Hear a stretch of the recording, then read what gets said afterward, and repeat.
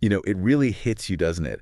This sense that the ground is shifting there in Punjab. Mm. Just 3 years ago, 2022, it felt like this massive wave, you remember? AAP sweeping in, promising, well, everything. It was huge. More than just politics, it felt like. Yeah, Like a real desire for something new, yeah. especially after, everything with the farm laws nationally. Exactly. Free electricity, better schools, support for farmers, big promises. Huge expectations were set. But fast forward to now, April 2025, and that hope, it seems to be, well, fading fast. Yeah, what we're seeing now is quite different. Real frustration bubbling up. And it's coming from the very groups who were key to that win farmers, teachers, students. It's quite a turnaround. It really is. It shows that winning votes and actually governing are two very different things. Those early promises, Yeah. the reality seems to be falling short. So the big question is what happened? What's driving this shift? What are the specific complaints? That's what we need to unpack. The sources paint a pretty clear picture of the disconnect. Okay, let's dive in. Farmers first. This seems central. A huge promise was buying 22 crops at minimum support price, MSP, and crucially, making it a legal right. A legal guarantee. That was the key phrase. 3 years on, that guarantee, Yeah. it's still not there, is it? No. And for farmers, MSP isn't just a number, it's their safety net. That legal backing was supposed to make it solid, predictable. Its absence creates real insecurity. And then there's the compensation issue. Like for the flood-hit farmers in Malwa, $6,800 per acre. Does that even cover the losses? It feels pretty inadequate, doesn't it? Almost symbolic when people have lost their entire crops. It's just a gap between, understanding the scale of the disaster and providing real help. And this isn't just about money today. There's this massive underlying problem.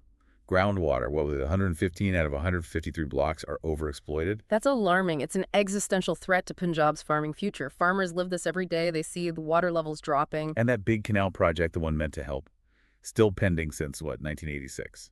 Exactly. Since 1986, it highlights these long-term systemic issues that need tackling. So for farmers, it's a mix. Broken MSP promise, not enough help after disasters, and slow progress on huge problems like water. There was that farmer quote, wasn't there? About expecting rivers of support but getting a trickle of excuses. Yeah, that really captures the feeling, doesn't it? A sense that the initial trust has been, well, broken. It really does. Okay, let's shift to education. Teachers and students are also pretty vocal right now. Mm-hmm. The Sikya Kranti, the Education Revolution, another big AAP promise, model on Delhi. But the teachers' unions, like the DTF, are pointing out major gaps. Like massive vacancies in leadership roles? Right. 50% of principal posts empty. 45% of headmasters, 40% of block education officers. You can't really lead a revolution with half the leadership missing, can you? It suggests, the vision might be there, but the actual implementation is struggling because the basic structure isn't filled. And does the Delhi model even fit Punjab perfectly? That's another question they're raising. That's a fair point. Every state has its own context, its own needs. A one-size-fits-all approach rarely works seamlessly. And the students, are they feeling this revolution? It doesn't seem like it, based on the protests.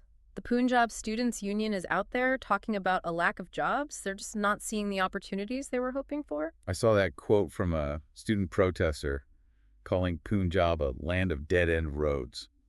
And that's pretty bleak. It's harsh, but it reflects a real anxiety. If education doesn't lead to decent jobs, then the reforms, well, they haven't delivered on the core promise for those students. And this isn't just grumbling behind the scenes. This frustration is spilling out into public confrontations with AAP leaders. Directly challenging them. Yeah, take Balkar Sidhu in Rampura Full. He's at an education event, probably expecting praise, and bam. Farmers start shouting about Shambhu, Kanari, the model school Cheko case. And his response, that he needs to check with the chief minister. Right. Not exactly inspiring confidence in local leadership, is it? And the protest just followed him to the next village. It suggests a real disconnect. Like the leaders aren't equipped or maybe not empowered to address these immediate local concerns. It wasn't just a one-off incident either. No, Sukhbir Singh Maizarkhana in Maror had similar run-ins. Hardeep Singh Dimpy Tilun in Gitarbaha got called the BJP's B team to his face. Wow. That's politically explosive, accusing them of being aligned with the very party they position themselves against. And Tillen apparently blamed state government pressure for the border blockades. What does that even mean? It raises all sorts of questions, doesn't it, about internal pressures or maybe shifting alliances. It definitely fuels that narrative of betrayal for the voters who chose AAP as an alternative. Even the Assembly Speaker, Kutar Singh Santwan, wasn't spared. Challenged on his farming knowledge, protests outside his house. It shows how widespread this is. It's reaching the highest levels. And then the incident with the Agriculture Minister, Gurmeet Singh Kudian. Someone asks about paddy varieties and ends up detained. Under sections of the new security code, no less? Sections 126 and 170 of the BNSS. That seems incredibly heavy-handed for just asking a question. He was held for 4 days. That kind of reaction, it surely backfires, doesn't it? You'd think so. It certainly doesn't build trust. It looks more like trying to silence dissent, which is the opposite of the common man image. Then Lab Singh Ugoke getting grilled about missing trolleys. Maybe a small thing, but symbolic, right? And Amanshir Singh trying to counter protests by shouting, AAP Zindabad. It paints a picture of leaders either deflecting, unsure how to respond, or just trying to shout down the criticism, not really engaging. And we know it's not just these few. Gurdev Singh Devman, Gurdev Singh Sekon, Dalbir Singh Tong, others facing similar heat. It's a pattern. A clear pattern. It suggests the usual ways of raising issues aren't working, so people are resorting to these direct confrontations. A breakdown in communication, really. And a lot of this anger circles back to those border protests at Shambhu and Kanhari. They've been going on since February 2024, right? Yeah, almost a year and a half. Organized by major groups, the SKM and KMM. Their demands are clear. MSP guarantee for all crops and loan waivers. Core economic survival for many. The longevity alone tells you how determined they are. Absolutely. And the response they've faced, tear gas, rubber bullets, those big barricades, it's been tense. Then came that big crackdown in March 2025. Right, the mass detentions, bulldozing the camps. That really escalated things. Over 300 farmers detained then, including key leaders like Dhaliwal and Pander. It was a major operation. And the language being used against AAP now is brutal. Prem Singh Bangu calling them the BJP's sidekick, accusing them of repressive measures. He even claimed over 1,000 farmers were arrested back on March 5th. That BJP sidekick line must sting, especially coming from the SKM, who were central to the earlier national protests. It's a deep sense of betrayal playing out. Bangu also accused AAP of trying to divide people rural versus urban, Jat versus non-Jat. That's a serious charge, suggesting deliberate political maneuvering at the expense of social harmony. And Sarwan Singh Pander from the KMM basically said, we held the BJP accountable, now it's your turn, AAP. Putting them on the same level. They even tried to confront CM Mann and Kejriwal directly in Amritsar in early April, but the police stopped them. It shows their frustration, feeling like they aren't being heard through normal channels. They're trying to go right to the top. And it's not just the farmers pushing back so hard. The teachers' movement gained steam too, especially after that incident in Chakka village. The reported laffy charge on women protesters, yes, that caused huge outrage. And it led to those symbolic bans. AAP leaders banned from entering villages in Lambi, Fatehgarh Sahib, Patiala. That's a powerful grassroots rejection. It's saying you're not welcome here. And it echoes that point from the DTF leader Sharma about needing Punjab-specific solutions, not just importing the Delhi model. Plus, the students we mentioned protesting at Bajindra College about jobs. It all ties together: education, employment, the future. Exactly. The students see the education reforms, but if the jobs aren't there at the end, what's the point? That land of dead-end roads feeling is potent. So how is AAP defending itself amidst all this? We heard Kultar Singh Santwan saying the border protests hurt the economy and they should target the center. Which sounds a bit like deflection, doesn't it? Shifting blame. And CM Mann did the same, blaming the BJP for MSP issues.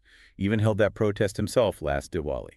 Right, but then came the crackdown in March. It makes the earlier protests look, well, inconsistent. That farmer's quip about Mann tripping over his own broom, it nails that perceived hypocrisy, doesn't it? It really does. It captures the credibility gap that's opened up between their words and their actions. And then you have some leaders apparently just avoiding people and others like Amanshir Singh trying to, outshout protesters. Not exactly confidence-building tactics. And maybe the most telling thing is the silence from Delhi, from the central AAP leadership, Kejriwal. Yeah. Especially after they lost ground in the Delhi elections. That silence is very noticeable. Is it a strategy? Are they unsure how to handle Punjab? Or just hoping it goes away? Ignoring it seems unlikely to work, though. So politically, this is clearly hurting them. Badly. Oh, definitely. Their 2022 win was built on farmer support, people angry with the BJP over the farm laws. Now they're being called the BJP's B team. That cuts deep. And the opposition, Akali Dal, Congress, They're jumping all over this, aren't they? Majetia calling them cowards, Surjwala comparing the crackdown to the British era. Predictable, yes, but effective. They sense weakness and they're pressing the advantage, using strong language to frame AAP as betrayers. And there's that by-election coming up in Ludhiana West. Could this rural anger spill over into urban areas? It's possible, even if urban issues are different, the general mood, the narrative of a government losing touch, that can definitely have an impact. Plus those village bans we mentioned. Kaka Singh Kolta from BKU Sudipur warned leaders might not be able to leave their homes. That's serious alienation. It paints a picture of potentially severe isolation for the party at the grassroots level. Very hard to campaign or govern effectively like that. Looking towards 2027, analysts are talking about a tough stain of betrayal. Can they recover that trust? It's a huge challenge. Trust, once broken, especially with key groups who felt personally promised something, is incredibly hard to rebuild in politics. They'll need more than words. They'll need sustained, concrete action that directly addresses these grievances. We heard those voices from the ground. Baldev Singh, the farmer, saying 2027 depends on MSP delivery. A clear warning. Suman Kaur, the teacher, asking what common man government means when protesters face police action. Questioning their core identity. And Harpreet Singh, the student, just uncertain about his future despite all the talk of reform. These personal stories really bring it home, don't they? It's not just political maneuvering, it's about people's lives and futures. And we should remember, Punjab has seen broken promises before from all parties.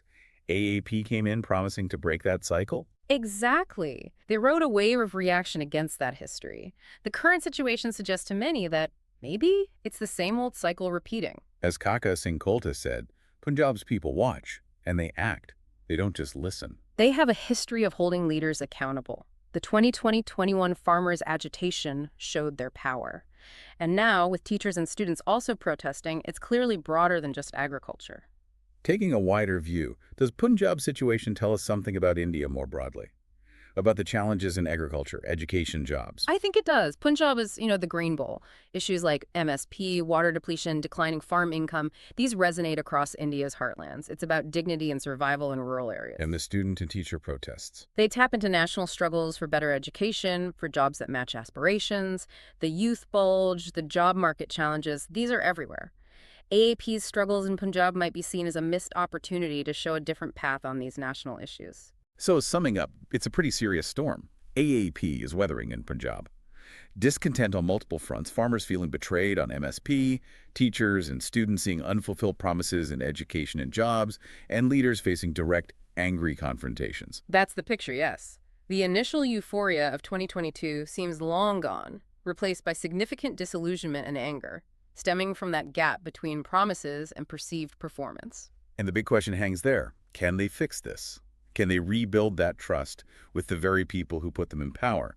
Or is this going to fundamentally reshape Punjab's politics come 2027? It feels like a critical juncture. What happens next, how AAP responds, whether they can genuinely address these grievances will be crucial. The Aam Aadmi in Punjab has shown they expect accountability. It's a potent reminder for any government, anywhere, about the vital link between promises made and promises kept.